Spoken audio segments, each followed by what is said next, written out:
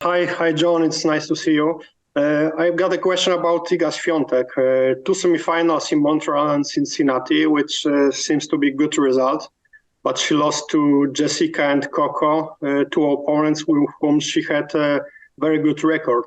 Are these results a good sign before the US Open for her, or are this a sign that her dominance may come to the end?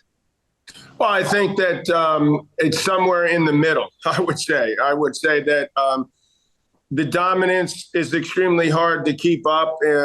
Obviously, you saw three male players do it, like sort of share everything. Novak, obviously, and Roger and Rafa.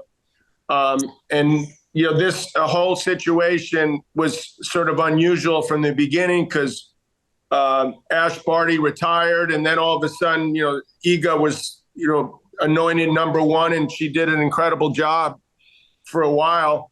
And then she proved that she could win on, hard court surfaces. So now, obviously there's a lot more expected and more pressure. And I think for the most part, she's done a great job. But of course, the fact that she's number one would obviously the other players, it's a huge win to beat her. So that's what, people in America are hoping, that the players like you mentioned, Jessica is very consistent, but Coco's got some incredible upside. That was the first time that she'd even won a set off her, in eight or nine times. So I think the court, from what I heard, was playing pretty quick. I'm not sure exactly what it's going to be at the U.S. Open, but to me, the slower the court would help her a little bit. And it would, if it's faster, it probably would help some of the other players a little more. So that remains to be seen, but I still think she's doing overall a great job.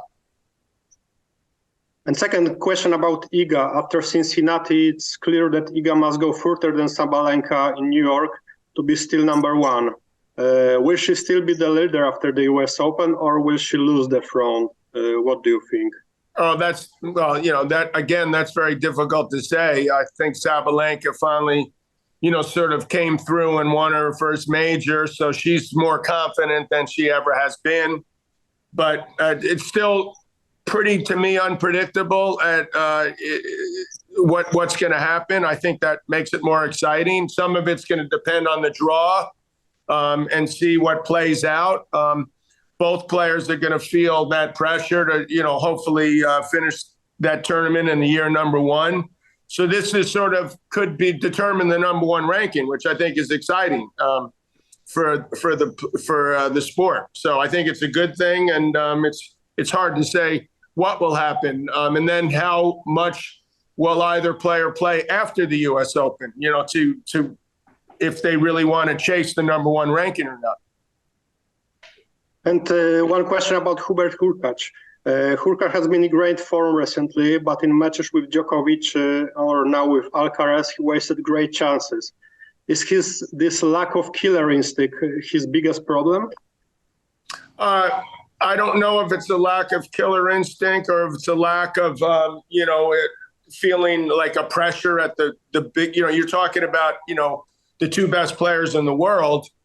And Hubert is got the type of game that no one likes to play against. But, his record on the return, I think out of the top 50 players, he's one of the lowest, amount of percentage of breaking serve. It's the lowest among the top players.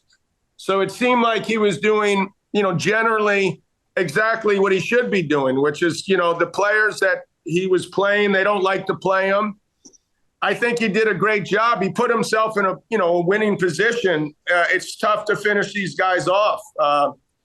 He was so close, obviously, last week, and he's had some, great opportunities. But I think in a way, he's playing, better than he's been playing all year. So I think I don't think there's anyone that wants to play him at the U.S. Open right now. Iga, as a number one, has to deal with a lot of pressure. And Ivan Lubicic said one interesting thing, that he thinks that Iga seems to be too much stressed, that she takes everything too seriously. Do you agree with him? Too. Should be more relaxed to take it more easy, but if she doesn't, she can be burned out pretty soon. Well, that, of course, you can say that about any player, every player that you get. I mean, myself included, you take it, you get so caught up in everything that you're in this bubble and you lose sight of the real world in a way. But, there's a lot of great things. I don't know her. I've only met her a few times, but she seems like a great girl. And there is a lot of pressure to be the number one player in the world. She's the first player from Poland to be ever number one. She's representing Ukraine in a way, with the flag, so there's all these issues going on in the world. And then you focus on the tennis. So I think generally, of course, it feels like in Australia, it felt like she was feeling too much pressure and something was off. And then she came back and looked better. And it changes pretty quickly, unfortunately. One moment you feel like you have it all figured out, and the next moment you don't know what the hell's going on. So it's not easy, but I think all in all, she's doing a great job.